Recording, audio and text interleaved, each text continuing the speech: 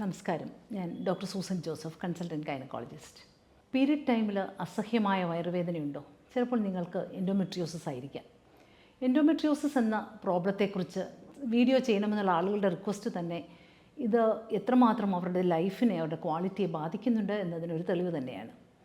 എന്താണ് എൻഡോമെട്രിയോസിസ്? നമുക്കറിയാം, normally യൂട്രസിൻ്റെ lining ആണ് എൻഡോമെട്രിയം. ഈ എൻഡോമെട്രിയം ആണ് ഓരോ പ്രാവശ്യവും പീരീഡ് ആകുമ്പോൾ ഷെഡ് ചെയ്ത് മെൻസ്ട്രുവേഷനായിട്ട് വരുന്നത്. പക്ഷേ ഈ നോർമൽ മെൻസ്ട്രുവൽ ഈ എൻഡോമെട്രിയൽ സെൽസ് യൂട്രസിൻ്റെ പുറത്ത് എവിടെയെങ്കിലും ഡിപ്പോസിറ്റ് ആയി കഴിയുന്ന ആ അവസ്ഥയ്ക്കാണ് നമ്മൾ എൻഡോമെട്രിയോസിസ് എന്ന് പറയുന്നത്. ഇത് എവിടെ വേണമെങ്കിലും ഡിപ്പോസിറ്റ് ആവാം. യൂട്രസിൻ്റെ സർഫസിൽ, യൂട്രസിനും റെക്റ്റത്തിനുമൊക്കെ ഇടയ്ക്കുള്ള ഭാഗത്ത്, ബ്ലാഡർ ബേസിൽ, ട്യൂബിൽ, ഓവറിയിൽ, ഇൻറ്റസ്റ്റൈനിൽ, ഈവൻ ഡിസ്റ്റൻസ് സൈഡ്സിൽ, അതായത് ലങ്സിൽ, ബ്രെയിനിൽ വരെ വളരെ അപൂർവമായിട്ട് റിപ്പോർട്ട് ചെയ്യപ്പെട്ടിട്ടുണ്ട്. അപ്പോൾ ഈ എൻഡോമെട്രിയോസിസ് ഒരു ക്യാൻസർ ചേഞ്ച് ഉണ്ടാകാനുള്ള സാധ്യത ഇതിന് വളരെ കുറവാണ്. പക്ഷേ എന്നാലും ഇത് ലൈഫിൻ്റെ ക്വാളിറ്റിയെ വളരെയധികം ബാധിക്കുന്ന ഒരു ക്രോണിക് ഡിസീസാണ് ഈ എൻഡോമെട്രിയോസിസ്. അപ്പോൾ ഈ എൻഡോമെട്രിയോസിസ് എന്തൊക്കെയാണ് ഇതിൻ്റെ സിംറ്റംസ് എന്ന് നോക്കാം. യൂഷ്വലി സിവിയർ പെയിൻ, പീരിയഡ് ടൈമിൽ നമ്മൾ പറയും ആദ്യത്തെ ഒരു ദിവസത്തെ വേദന യൂഷ്വലി നോർമലാണ്. പക്ഷേ പീരീഡ് തുടങ്ങുന്നതിന് മുമ്പ് തൊട്ടേയുള്ള വേദന, ത്രൂ ഔട്ട് ദ പീരീഡ് നിൽക്കുന്ന വേദന, പീരീഡ് കഴിഞ്ഞിട്ടും തുടരുന്ന വേദന. അപ്പോൾ അങ്ങനത്തെ പെയിൻ ഉണ്ടെങ്കിൽ സംശയിക്കണം വേറെ എന്തെങ്കിലും പ്രോബ്ലം ഉണ്ടോ എന്നുള്ളത്. അതുപോലെ തന്നെ കോൺടാക്റ്റ് ചെയ്യുമ്പോഴുള്ള പെയിൻ, അത് പ്രത്യേകിച്ച് ഡീപ്പായിട്ടുള്ള പെയിൻ, അതുപോലെ ഒരു സിസേറിയൻ്റെ സ്കാർ അല്ലെങ്കിൽ എന്തെങ്കിലും ലാപ്രോസ്കോപ്പി ചെയ്തതിൻ്റെ ഒരു സ്കാറിൻ്റെ സൈറ്റിൽ ഓരോ പ്രാവശ്യവും പീരീഡ് ആകുമ്പോൾ അവിടെ ഒരു സ്വെല്ലിംഗ് ഉണ്ടാകുക, പെയിൻ ഉണ്ടാകുക, ഇങ്ങനെയൊക്കെ ഉണ്ടെങ്കിലും എൻഡോമെട്രിയോസിസ് ആകാം. അല്ലെങ്കിൽ ചിലർക്ക് പീരീഡ് ആകുമ്പോൾ ആ പീരീഡിൻ്റെ ടൈമിൽ മാത്രം മോഷൻ പോകാനും ബവൽ ഓപ്പൺ ചെയ്യാനുള്ള ബുദ്ധിമുട്ട്, ചിലർക്ക് ബ്ലഡ് മോഷനിൽ കാണുക, അത് ആ പീരീഡ് ടൈമിൽ മാത്രമൊക്കെയാണ്. ഇതൊക്കെ ചിലപ്പോൾ ഈ എൻഡോമെട്രിയോസിസിൻ്റെ ലക്ഷണങ്ങളാകാം. അപ്പോൾ എന്തുകൊണ്ടാണ് ഈ എൻഡോമെട്രിയോസിസ് ഉണ്ടാകുന്നത്? അപ്പോൾ ഇതിന് പല തിയറികളാണ്. ഒന്നും എല്ലാം ഒരു പോസ്റ്റുലേറ്റ്സ് ആണ്. എക്സാക്റ്റ് കോസ് ഇപ്പോഴും നമുക്കറിയില്ല. ഏറ്റവും പ്രിവലൻ്റ് ആയിട്ടുള്ള ഒരു കോസായിട്ട് പറയുന്നത് റിട്രോഗ്രേഡ് മെൻസ്ട്രുവേഷൻ എന്നാണ്. അതായത് നോർമലി നമുക്കറിയാം മെൻസ്ട്രുവൽ ബ്ലഡ് യൂട്രസിൻ്റെ ലൈനിങ് ഷെഡ് ചെയ്ത് വജൈന വഴി താഴേക്ക് വരികയാണ്. പക്ഷേ ചിലപ്പോൾ യൂട്രസിൽ നിന്നും ഈ ബ്ലഡ്, അതായത് യൂട്രസിൽ നിന്നും ട്യൂബിലേക്കുള്ള ഓപ്പണിംഗ് ഉണ്ടല്ലോ, ആ ഓപ്പണിംഗ് വഴി ബ്ലഡ് പുറകിലേക്ക് പോയി ആ ട്യൂബ് പിന്നെ നമുക്ക് അബ്ഡോമിനൽ ക്യാവിറ്റിയിലേക്കാണ് ഓപ്പൺ ചെയ്യുന്നത്. അപ്പം ആ യൂട്രസിൽ നിന്ന് ബ്ലഡ് നേരെ അബ്ഡോമിനൽ ക്യാവിറ്റി, വയറിനകത്തേക്ക് ബ്ലഡ് വീഴാനും യൂഷ്വലി അവിടെ ചിലപ്പോൾ ഓരോരുത്തരുടെ ഇമ്മ്യൂൺ റെസ്പോൺസ് അനുസരിച്ച് ചിലപ്പോൾ അവിടെ തന്നെ ആ എൻഡോമെട്രിയൽ സെൽസ് പറ്റിപ്പിടിക്കാനും, പിന്നെ ഓരോ പ്രാവശ്യവും പീരീഡ് ആകുമ്പോൾ ഈ എൻഡോമെട്രിയൽ സെൽസ് എവിടെയൊക്കെ ഡിപ്പോസിറ്റഡ് ആണോ ആ സൈറ്റിൽ തന്നെ ബ്ലീഡിങ് ഉണ്ടാവാനും സാധ്യതയുണ്ട്. അപ്പോൾ സാധാരണ നമ്മൾ ലാപ്രോസ്കോപ്പിയൊക്കെ ഈ പീരീഡ് ടൈമിൽ ചെയ്യുമ്പോൾ, അല്ലെ പീരീഡ് കഴിഞ്ഞ ഉടനെ നമ്മൾ ലാപ്രോസ്കോപ്പി ചെയ്യുമ്പോൾ നല്ല ഒരു എമൗണ്ട് ഓഫ് ബ്ലഡ് തന്നെ യൂട്രസിൻ്റെ വയറിനകത്ത് നമ്മൾ കാണാറുണ്ട്. നോർമലി മെൻസ്ട്രുവൽ ബ്ലഡ് വജൈന വഴി പുറത്തേക്ക് പോകും. പക്ഷേ ഈ പുറത്ത് ഇതുപോലെ എൻഡോമെട്രിയോട്ടിക് ഡിപ്പോസിറ്റ്സിൽ നിന്നുള്ള ബ്ലഡ് ഓരോ പ്രാവശ്യവും ബ്ലീഡ് ചെയ്യുമ്പോൾ അവിടെ കളക്റ്റഡ് ആകും. അതിൻ്റെ ഒരു ഇൻഫ്ലമേറ്ററി റെസ്പോൺസ് വഴി ഒരു സ്കാറിങ് ഉണ്ടാകും. മറ്റുള്ള ഓർഗൻസ് തമ്മിലുള്ള ഒട്ടിപ്പിടുത്തം, ഇതെല്ലാം ഒരു എൻഡോമെട്രിയോസിസിൻ്റെ പ്രോബ്ലമാണ്. അപ്പോൾ ഈ ഇതിൻ്റെ സിംറ്റംസ് നമ്മൾ നേരത്തെ ഡിസ്ക്രൈബ് ചെയ്തല്ലോ. ഈ സിംറ്റംസ് ഉള്ളവർ തീർച്ചയായിട്ടും ഡോക്ടറെ സമീപിക്കണം. ഈ എൻഡോമെട്രിയോസിസിൻ്റെ മറ്റൊരു തിയറി, ഈ ചിലർക്ക് ജനറ്റിക് ട്രാൻസ്മിഷൻ ഉണ്ടെന്ന് പറയും. അതായത് വീട്ടിൽ അമ്മയ്ക്ക് അല്ലെങ്കിൽ സഹോദരങ്ങൾക്കൊക്കെ എൻഡോമെട്രിയോസിസ് ഉണ്ടെങ്കിൽ ആ പേഷ്യൻറ്റിനും എൻഡോമെട്രിയോസിസ് ആവാൻ സാധ്യതയുണ്ട്. അപ്പം ഒരു ജനറ്റിക് തിയറിയും പറയുന്നുണ്ട്, ചില ഓൾട്ടേർഡ് ഇമ്മ്യൂൺ റെസ്പോൺസിൻ്റെ തിയറി പറയുന്നത്, അങ്ങനെ പല പോസ്റ്റുലേറ്റ്സ് ഉണ്ട്.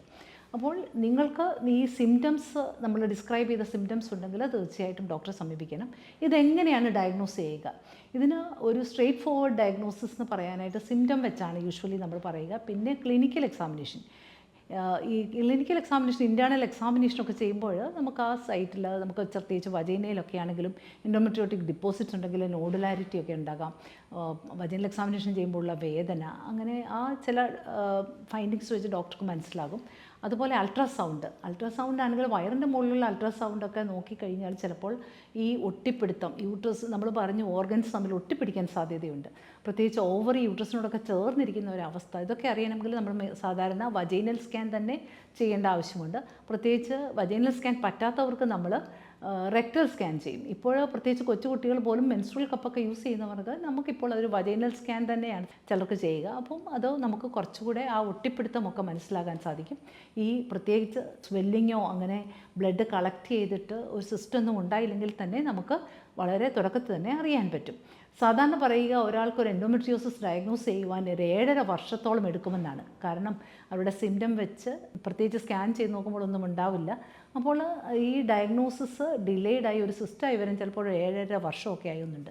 ഈ എൻഡോമെട്രിയോസിൻ്റെ ഈ ഇഷ്യൂസ് റെക്ടൽ സ്കാൻ വെച്ചോ അല്ലെങ്കിൽ വജൈനൽ സ്കാൻ വെച്ചൊക്കെ ഡയഗ്നോസ് ചെയ്യാൻ ഒരു പരിധിവരെ പറ്റും. എങ്കിലും അൾട്രാസൗണ്ടിൽ അത് ഡയഗ്നോസിസ് ഒന്നും കണ്ടില്ല, നോർമലാണെന്ന് കണ്ടാലും നമുക്ക് എൻഡോമെട്രിയോസിസ് ഇല്ല എന്ന് പറയാൻ പറ്റില്ല.